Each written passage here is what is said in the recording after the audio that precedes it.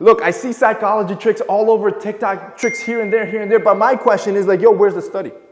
Where are the studies that are proving these tricks work? See, I'm here with scientific facts. See, TMF University never lies and always gives facts, and I'm gonna show you life-changing psychological tricks you can do to literally win in life in any situation, and yeah, they're backed by science. Let's go. Number one, it's called a misattribution of arousal. This is a term in psychology that describes the misattribution or almost confusion of where arousal comes from. For example, let's say you're experiencing some sort of emotional fear and you're with another partner. Some people might mislabel that as sexual arousal. This is exactly why I've told you multiple times, when you're going on a first date and you know you don't have conversational skills, maybe you're not funny, avoid the boring dinner and movie and instead get her excited. Go to a carnival, to a theme park, freaking bungee jump, I don't care. Do something that's exhilarating, that's outside the box, that's gonna get her pumping. She's gonna feel all that emotion and misattribute that as arousal. Now she's thinking she has butterflies in her stomach, but it really was your boy Jose. Number two,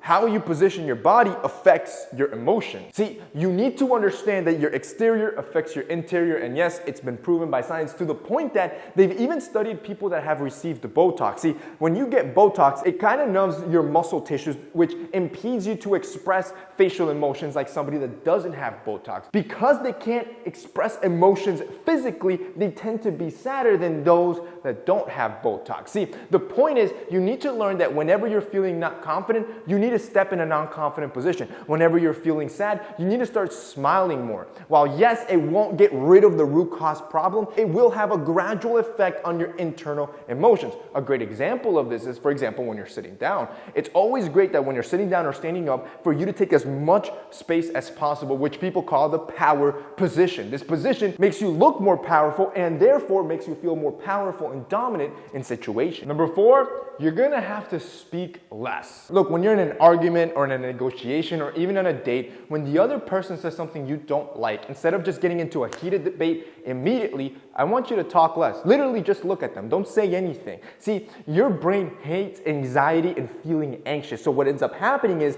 when that occurs and they say something that they know might be a little bit edgy, they're going to start feeling anxious and they're going to start talking more and more to either cover it up or fix it or try to explain themselves, at which point they almost start looking stupid and they start saying dumb things that end up either proving your own point or they just end up nullifying their own argument. That's how you win.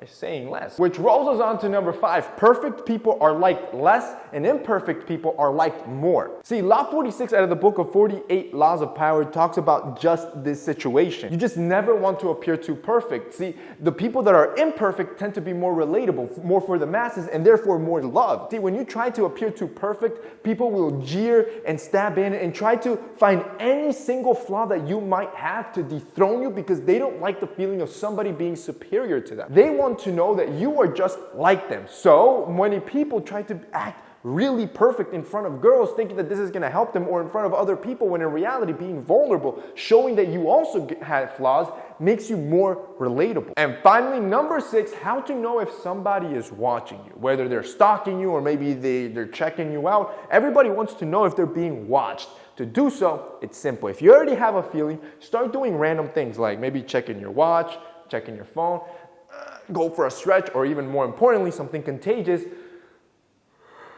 go for a yawn. If you immediately see them doing the same thing, chances are they've been checking you out or staring at you. And that's basically it for today's video, guys. Those are 6 psychological tricks you can do right now to help you win at life. That's it for me today. See you next time.